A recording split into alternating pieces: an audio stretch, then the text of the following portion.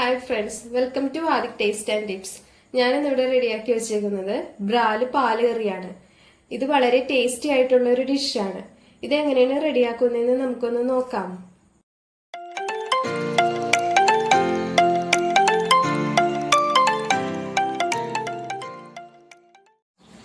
ഇതിനായിട്ട് ഞാനിവിടെ 2 ബ്രാലാണ് എടുത്തിരിക്കുന്നത്. ഇത് രണ്ടും കൂടി ഏകദേശം 1.5 കിലോ വെയിറ്റ് ഉണ്ട്. നല്ല പിടക്കുന്ന ബ്രാലിനെ തന്നെയാണ് നമുക്ക് കിട്ടിയേക്കണത്. ഇനി ഇതിനെ ക്ലീൻ ചെയ്ത് പീസാക്കി എടുക്കാം. നമുക്ക് ഫിഷ് ക്ലീൻ ചെയ്ത് കട്ട് ചെയ്തെടുത്ത് വെച്ചിട്ടുണ്ട്. ഇനി നമുക്ക് കറി എങ്ങനെ റെഡിയാക്കുന്നതെന്ന് നോക്കാം. ചട്ടി ചൂടായിട്ടുണ്ട്. ഇനി നമുക്ക് ഇതിലേക്ക് ആവശ്യത്തിന് എണ്ണ ഒഴിച്ചു കൊടുക്കാം. ഇനി ഇതിലേക്ക് നമുക്ക് ഒരു വലിയ കഷ്ണം ഇഞ്ചി നീളത്തിൽ കട്ട് ചെയ്തത് ഇട്ട് കൊടുക്കാം. 8 വെളുത്തുള്ളി നീളത്തിൽ കട്ട് ചെയ്തത്, 8-10 പച്ചമുളക് നീളത്തിൽ കട്ട് ചെയ്തത്,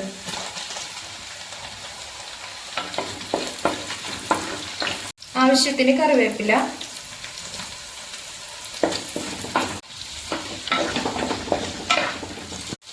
മീഡിയം സൈസ് 3 സവാള നീളത്തിൽ കട്ട് ചെയ്തത് ഇട്ട് കൊടുക്കാം. ഇനി ഇതെല്ലാം കൂടി നന്നായിട്ടൊന്ന് വഴറ്റിയെടുക്കാം.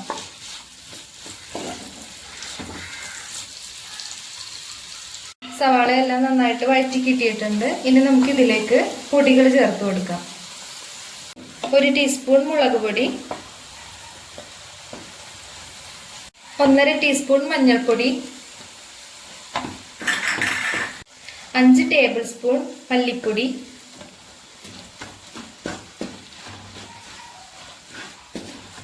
2 ടേബിൾ സ്പൂൺ കുരുമുളക് പൊടി,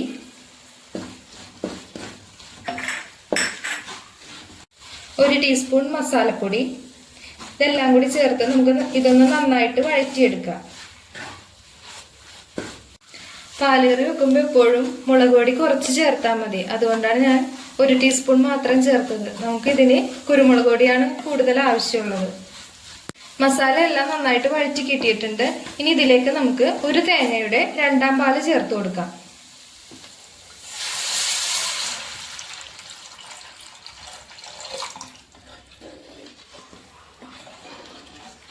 ഇനി ഇതിലേക്ക് നമുക്ക് ആവശ്യത്തിന് ഉപ്പ് ചേർത്ത് കൊടുക്കാം.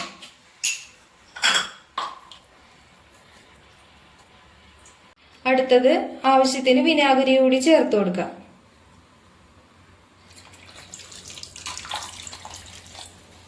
ഗ്രേവിയൊക്കെ നന്നായിട്ട് തിളച്ചു വന്നിട്ടുണ്ട്. ഇനി നമുക്ക് ഇതിലേക്ക് ഫിഷ് ചേർത്ത് കൊടുക്കാം.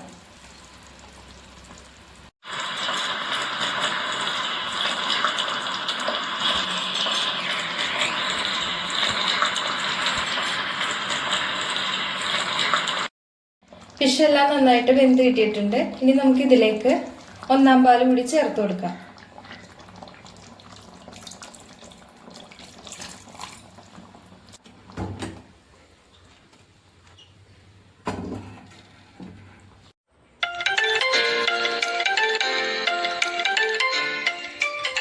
നമ്മുടെ ഫിഷ് പാലേറ് റെഡി ആയിട്ടുണ്ട്. ഇനി ഇത് നമുക്കൊരു സെർവിംഗ് പ്ലേറ്റിലേക്ക് മാറ്റാം.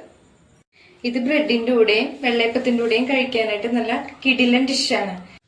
ഈ റെസിപ്പി എല്ലാവരും ഒന്ന് ട്രൈ ചെയ്ത് നോക്കണം. ഇഷ്ടപ്പെടുകയാണെങ്കിൽ ലൈക്ക് ചെയ്യാനും സബ്സ്ക്രൈബ് ചെയ്യാനും മറക്കല്ലേ. നമുക്ക് വീണ്ടും അടുത്ത റെസിപ്പിയായിട്ട് കാണാം. Okay, by.